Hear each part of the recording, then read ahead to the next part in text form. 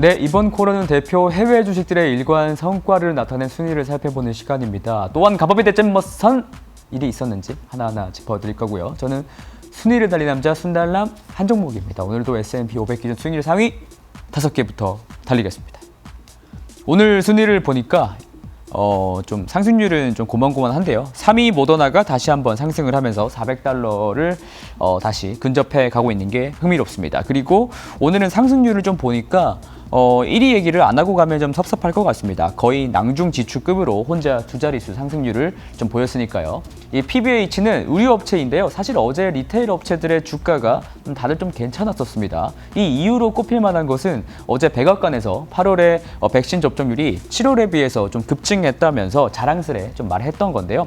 백신 최종 승인이 좀 떨어지고 각 회사와 공공기관마다 백신 여권 제도를 도입하는 등 이런 흐름이 생기고 있어서 접종률이 다시 빠르게 된 게 아닌가 이런 생각이 좀 들고 있고요. 그래서 모더나도 그런 것 같습니다.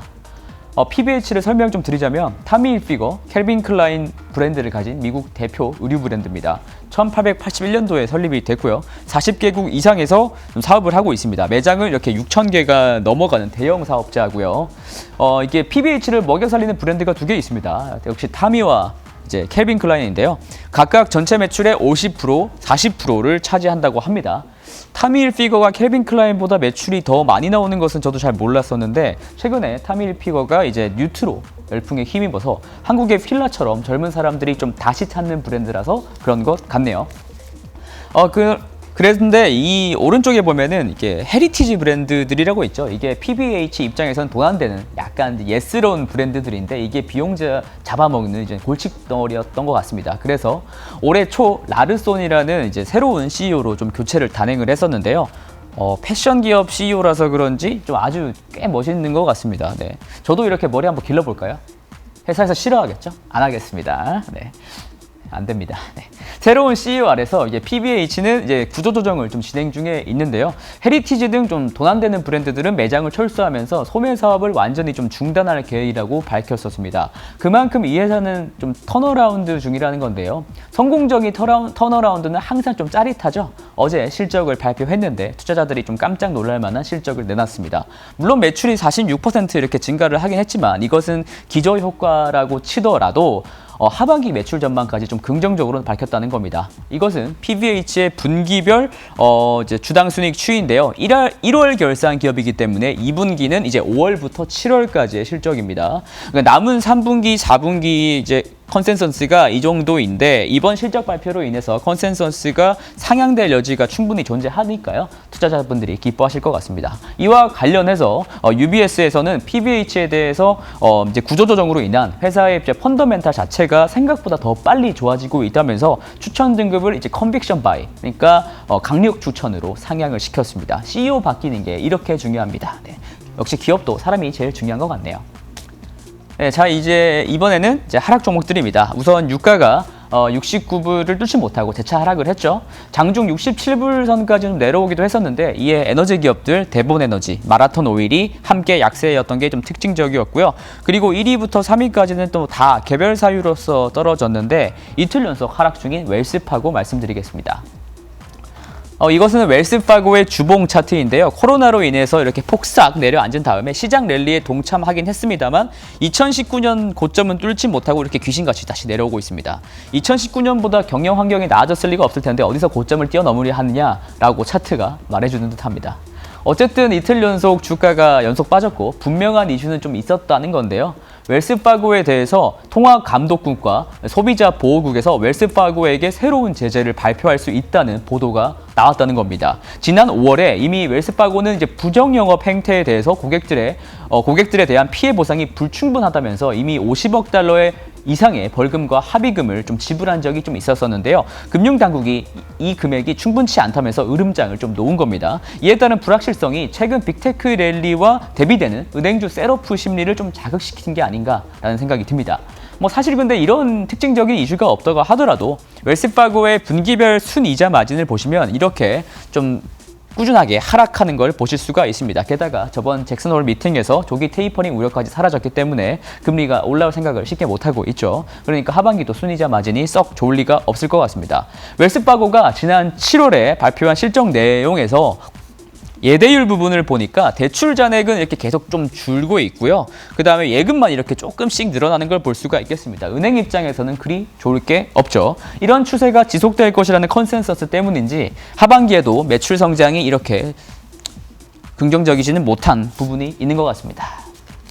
네, 이제 다음은 순달람의 이제 히든 코너인데요. 오늘은 목요일, 이번 주 마지막 순달람이고요. 미래에셋증권에서 가장 재빠르시고 스마트한 분들이시죠. 해외 주식 투자 수익률 상위 5% 투자자분들께서 선택하신 5종목 바로 알려드리겠습니다.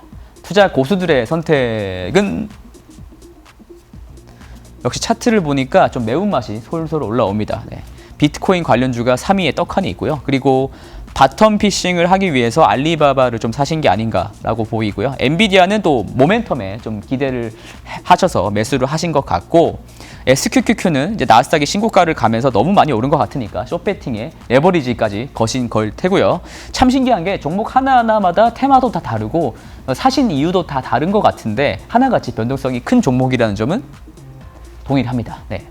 그리고 오늘은 오랜만에 이제 중국 기업이죠. 1위 비아디입니다. 비아디를 설명드리기 전에 중국 기업의 최근 규제가 굉장히 좀 지속 심화되고 있어서 걱정도 많으시고 아예 쳐다도 보기 싫어하시는 분들이 좀 생기셨을 것 같은데, 그럼에도 친환경 섹터에서는 중국을 빼놓고 이야기하는 게 좀 곤란합니다. 많이 곤란해요. 그러니까 태양광 패널, 배터리 등에서 이제 중국의 이제 점유율이 약 90%, 70% 되니까요. 네, 그런 관점에서 좀 이야기를 좀 들어주셨으면 좋겠습니다.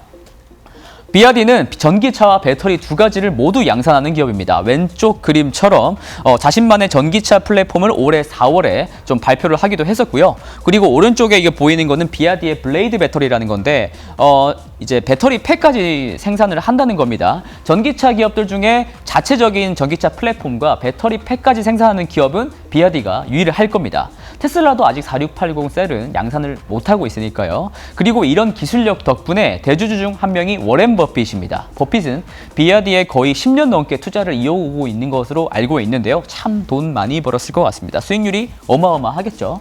그리고 비아디는 이렇게 노르웨이 등 노르웨이와 같은 이제 유럽에 수출도 하는 중국 기업입니다. 니오, 샤오펑, 리오터 이 3총사는 내수용 기업에 아직 불과한데 비아디는 수출도 하니까 글로벌 존재감, 그러니까 글로벌에 통할 만한 기술력이 그만큼 있다라고 해석을 하시면 됩니다. 이 차트는 이제 각 기업들의 배터리 생산량 비교 차트입니다. 비아디는 2030년 전방치가 중국의 CATL, 그 다음에 한국의 LG화학, 그 다음에 테슬라의 뒤를 이어서 한 탑5 안에 들 것으로 예상이 되는 것으로서 배터리 내에서 좀 반기를 끼는 업체인데요. 더군다나 비아디는 LFP라는 이제 소재로서 배터리를 좀 생산을 하는데, 이 방식이 한국 기업들이 주로 사용하는 NMC 배터리보다 가격은 30% 이상 싸지만 에너지 밀도도 같이 좀 많이 떨어지기 때문에 주행 거리가 적게 나와서 주목을 이제껏 못 받았었습니다. 그런데 최근 LFP 관련 연구가 계속 지속되고 있고 LFP 배터리의 안전한 특성이 좀 부각이 되고 있다는 게 중요합니다. 그래서 테슬라의 경우에는 중국산 모델이 아니라 미국산 모델 3 스탠다드 레인지 버전에도 기존의 파나소닉 배터리를 썼었는데요. 이 파나소닉이 아니라 중국산 LFP 배터리를 사용하겠다고 나섰습니다. 모델 3에 적용이 됐으니까 나중에는 모델 Y 스탠다드 레인지에도 적용이 될 것 같고요. 이로써 LFP 배터리는 향후에도 오랫동안 좀 명목을 유지할 가능성이 높아졌고요. 오히려 NCM 배터리로부터 점유율을 상당 부분 탈환할 가능성도 높아졌습니다. 실제로 비아디 회장은 이제 LFP 시대가 왔다고 언급하기도 했었고요. 폭스바겐과 포드도 LFP에 대한 관심을 좀 드러내기도 했습니다. 시장에서는 비아디의 LFP 기술이 1위 기업인 CATL보다 기술 우위가 있다고 평가하기도 하고 있습니다. 그리고 마지막으로 비아디는 상해 자동차에 이어서 중국 업체 중 2위의 판매량을 갖고 있는 자동차 업체입니다. 점유율로 보시더라고 하더라도 전기차 섹터에서 전 세계 5위 업체이고요. 더군다나 이제 홍광미니처럼 저렴한 경차를 파는 것이 아닙니다. 이렇게 플래그십 전기 세단을 내놓기도 하는데요. 이에 따라서 비아디의 ASP, 그러니까 평균 차량 판매 가격이 10년 동안 2.5배 상승했다고 합니다. 디자인을 보면 참 중국스럽긴 한데 좀 뜯어보면은 그래도 요즘 전기차 트렌드에 맞춰가지고 구색을 잘 갖춘 것으로 보이는데, 이런 중국 업체들의 이제 진격이 좀 참 어떻게 보면 무섭습니다. 그래도 한국 기업들이 전기차 시대에 더욱더 선전하길 기대하면서 저는 또 다음 주에 달리겠습니다. 순달람이었습니다.